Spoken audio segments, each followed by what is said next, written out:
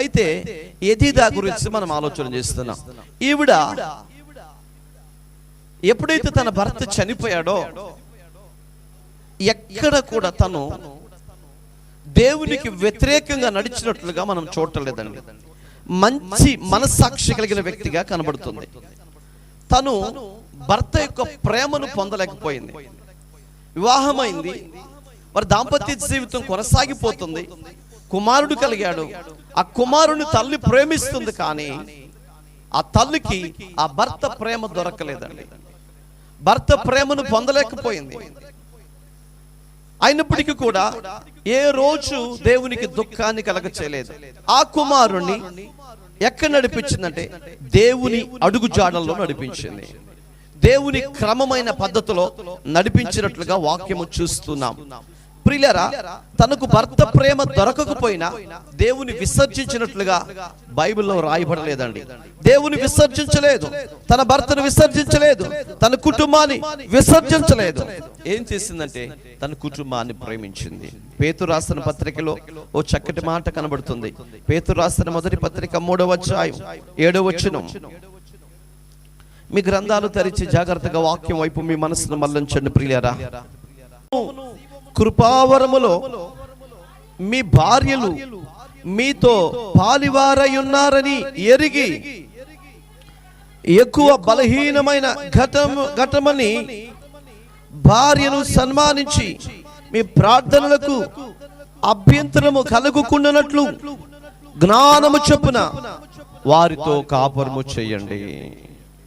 ప్రియులారా, ఆమోనలాగా చేయలేకపోయాడండి. తన భార్యను ప్రేమించలేకపోయాడు, రాజ్యాన్ని ప్రేమించలేకపోయాడు, దేవుని ప్రేమించలేకపోయాడు. చూడండి, ఆమోనులో ఉన్నటువంటి చెడ్డ గుణాలు. ఆమోను దేవుడు ఎందుకు విసర్జించాడు అంటే, ఒకటి, దేవుని ప్రజలను ప్రేమించలేకపోయాడు. రెండవది, తన భార్యను ప్రేమించలేకపోయాడు,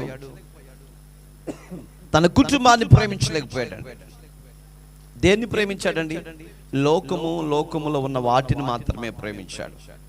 లోకం వైపు చూశాడండి.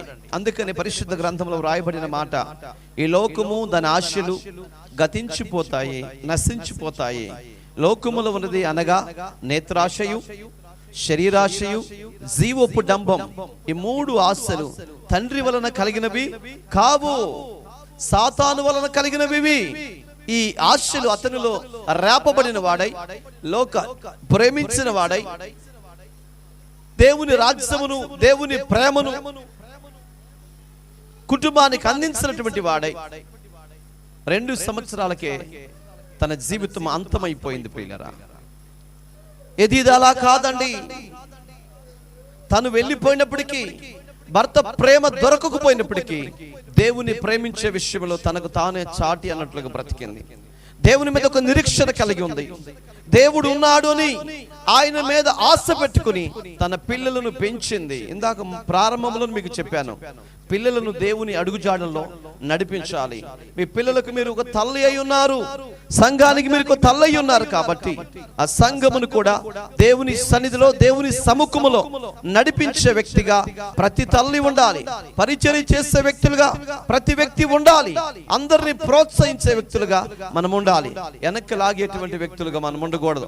పరిచర్య చేస్తుంటే చేయనివ్వకుండా, పాటలు పాడుతుంటే పాడనివ్వకుండా, ప్రార్థన చేస్తుంటే చేయనివ్వకుండా, ఇలాగా కొన్ని కార్యక్రమాల్లో మనం కొన్నిటిని వెనకలాగుతూ ఉంటాం.